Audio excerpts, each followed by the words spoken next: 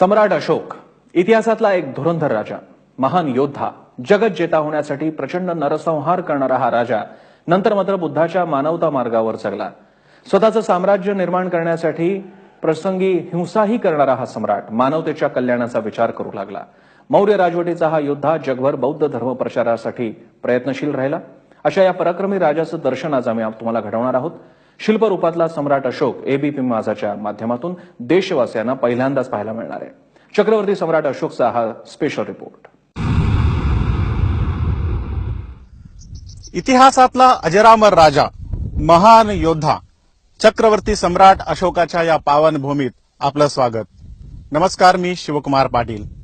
जग जिंकण्याची महत्वाकांक्षा बाळगणारा सम्राट अशोक कसा होता हे तुम्ही आम्ही सर्वांनी इतिहासाच्या पानामध्ये वाचलं असेल, परंतु सम्राट अशोक प्रत्यक्ष दिसत कसा होता, त्याचा परिवार कसा होता आणि युद्धभूमीपासून ते बुद्धभूमीपर्यंतचा त्याचा रोमहर्षक प्रवास या सगळ्याचं समग्र दर्शन आज आम्ही तुम्हाला घडवणार आहोत। कदाचित मराठी वृत्तवाहिनीच्या इतिहासामध्ये ही पहिली घटना असेल जिथे लोक घर बसल्या सम्राट अशोकाचं दर्शन घेत असतील। चला तर जाऊया सन्नतीला, जिथे आहे सम्राट अशोकाची पावनभूमी। सन्नती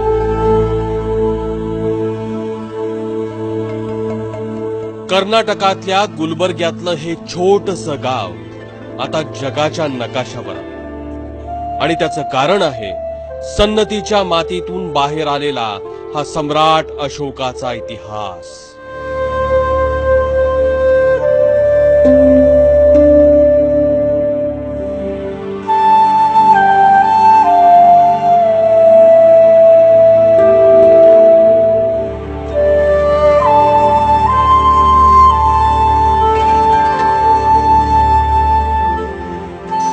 महाराष्ट्रामधून उगम पावणारी भीमा नदी सन्नतीच्या या गावापर्यंत येते आणि इथून या नदीचा प्रवास सुरू होते पुढे यादगीरपर्यंत आणि तिथून हीच भीमा नदी कृष्णेला मिळते, जिथे कृष्णा आणि भीमा नदीचा संगम आहे। सम्राट अशोकाने जिथं जिथं वास्तव्य केलं, जिथं जिथं म्हणून वसाहती निर्माण केला, त्या सगळ्याचा केंद्रबिंदू म्हणजे नदी ही होती आणि सम्राट अशोकाच्या प्रत्येक वसाहती या नदी काठावरती वसलेल्या होत्या आणि त्याचं उत्तम उदाहरण म्हणजे हे सन्नती आहे। आणि या नदी काठाच्या बाजूलाच हे चंद्रला परमेश्वरीचं मंदिर आहे, जिथे या सन्नती गावचे लोकच नव्हे तर कर्नाटकातले बहुसंख्य भाविक आहेत ते या चंद्रलांबा देवीच्या दर्शनाला येतात आणि ही हिंगलाज मातेचं प्रतिरूप मानले जाते। मूळ मंदिर पाकिस्तानातलं आणि जी भारतातली 51 शक्तिपीठ आहेत त्यापैकीचं हे एक मानलं जातं।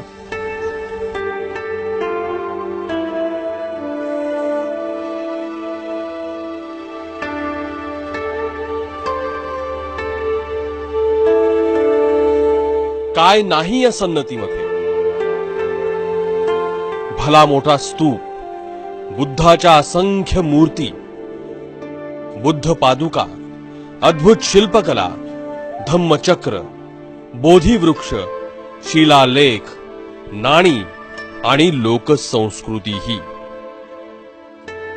जवळपास 1994 पासून ते 2001 पर्यंत इथं उत्खनन झालं आणि या उत्खननातून मौर्य ते सातवाहन कालापर्यंतची ही संस्कृती उदयाला आली।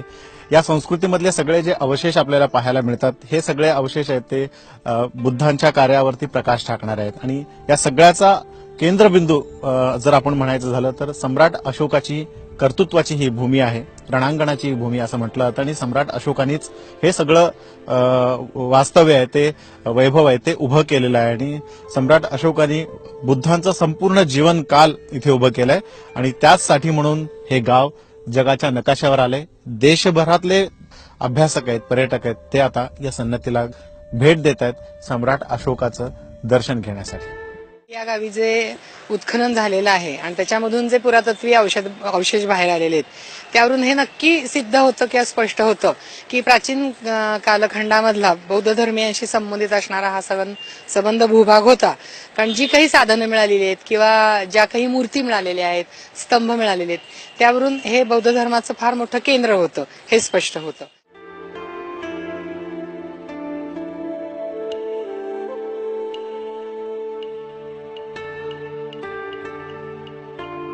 सम्राट अशोकानं जिथं जिथं वास्तव्य केलं तिथं तिथं स्तूपांची निर्मिती केली। असाच एक स्तूप सन्नतीमध्ये आहे। मध्य प्रदेशातला सांचीचा स्तूप बहुतेक सर्वांनी पाहिला असेल. आणि सध्या या नव्या सरकारने जे चलनात आणलेली 200ची नोट आहे त्याच्यावरती सांचीचा स्तूप तुम्हाला पाहायला मिळेल, ज्याची प्रतिकृती तुम्हाला पाहायला मिळेल. आणि आता आपण ज्या गावामध्ये म्हणजे सन्नतीमध्ये आलेलो आहोत, जे उत्खनन आपण पाहतोय, या सगळ्या स्तूपाचा आकार जर बघितला आणि याचं स्वरूप जर बघितलं तर हुबेहूब ही सांचीचीच प्रतिकृती आहे आणि सम्राट अशोकानेच ही प्रतिकृती निर्माण केलेली आहे.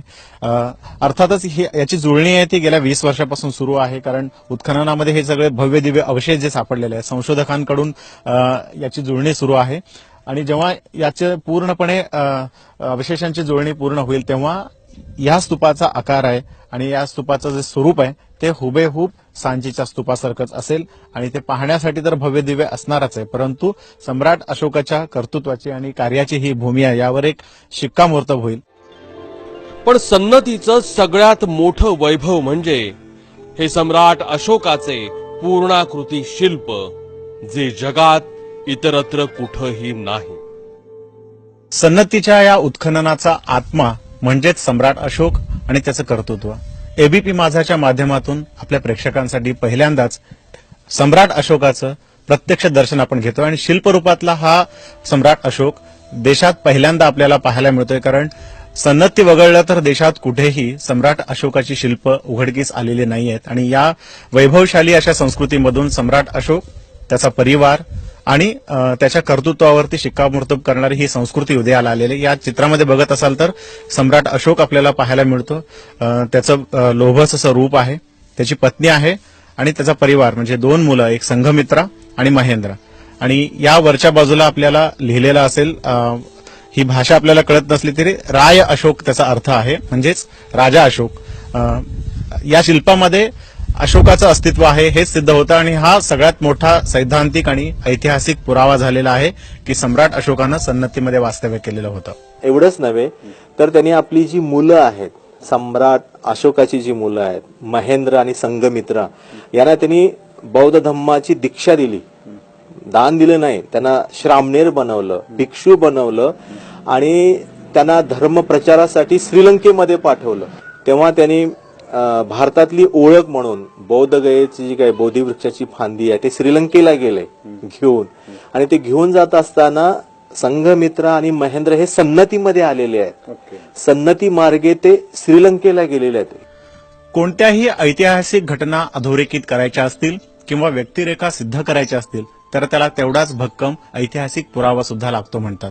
आणि सम्राट अशोकाचं सन्नती गावातलं वास्तव्य सिद्ध करण्यासाठी म्हणून हा पुरावा इथे ठेवण्यात आलेला आहे. आणि उत्खननातून सगळ्यात मोठा हा पुरावा म्हणजे हा शिलालेख आहे, मोठ्या प्रमाणातला आणि भव्य दिव्य स्वरूपातला हा शिलालेख आहे. आणि या शिलालेखामध्ये सगळी ब्रह्मी लिपीमध्ये माहिती देण्यात आलेली आहे. अर्थातच आता काळाच्या ओघामध्ये या अक्षरांची झीज झालेली आहे, परंतु अभ्यासकांच्या निष्कर्षानंतर हे सिद्ध होतंय की सन्नतीच्या या गावामध्ये सम्राट अशोकाचं कर्तृत्व होतं, कार्य होतं आणि सम्राट अशोकाच्या कर्तृत्वाची ही भूमी आहे, त्याचा हा पुरावा.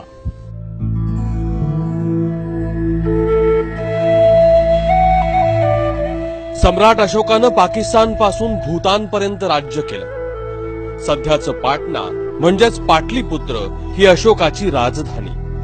पण सन्नती ही अशोकाची दक्षिणेची राजधानी असावी असाही अंदाज व्यक्त केला जातो.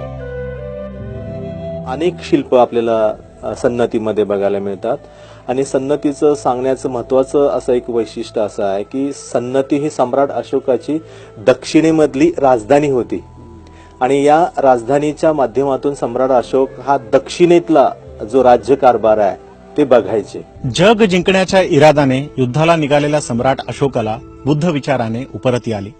रणांगणावर आपल्याच लाखो सैनिकांचे रक्ताच्या थारोळ्यातले मृतदेह पाहून त्याचं मन हेलावलं. रणांगणावरच भेटलेल्या भंतेजीने त्याचं मनपरिवर्तन केलं आणि त्यावेळेस भंतेजीने सम्राट अशोकाला भगवान बुद्धाचा मध्यम मार्गाचा उपदेश दिला आणि मध्यम मार्गाचा उपदेश ऐकल्यानंतर सम्राट अशोकाचं डोकं एकदम बेचैन झालं. तो 8 वर्ष सम्राट अशोकाने भगवान बुद्धाच्या प्रत्येक स्थळाला भेटी देत गेला.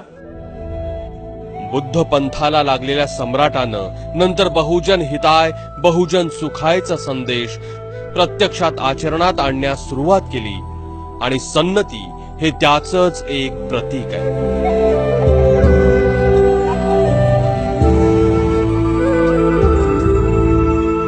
सम्राट अशोक या ठिकाणी आले आणि त्यांनी बौद्ध धर्माचा प्रचार आणि प्रसार करण्यासाठी आणि इथल्या लोकांनी एकदम माणुसकीचं राज्य निर्माण करण्यासाठी त्यांनी ते एक संदेश देऊन गेलेला आहे. एवढंच मी तुम्हाला सांगेन.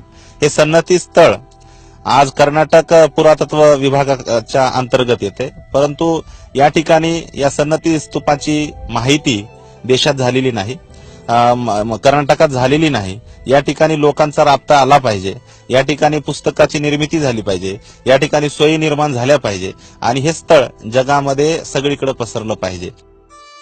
देवानाम प्रिय प्रियदर्शी सम्राट अशोकाचा असा उल्लेख याच शिल्पांमधून समोर आलाय.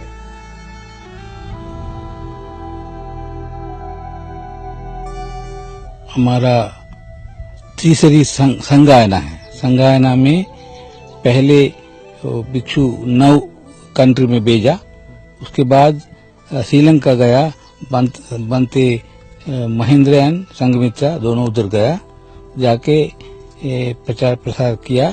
इसलिए अशोक के बारे ज्यादा मानते हैं हमारे लोग.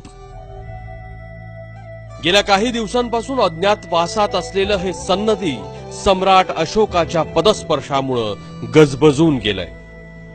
हा शिलालेख पाहून सम्राट अशोकाची प्रतिकृती प्रत्यक्षात आम्हाला या ठिकाणी पाहायला मिळाली. ही खरोखरच अतिशय उत्तम बाब आहे आणि अतिशय चांगले आहे.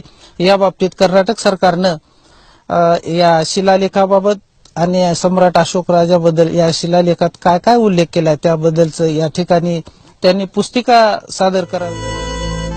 पण या सन्नतीचा हा इतिहास उघडकीस येण्यामागेही एक रंजक कारण आहे.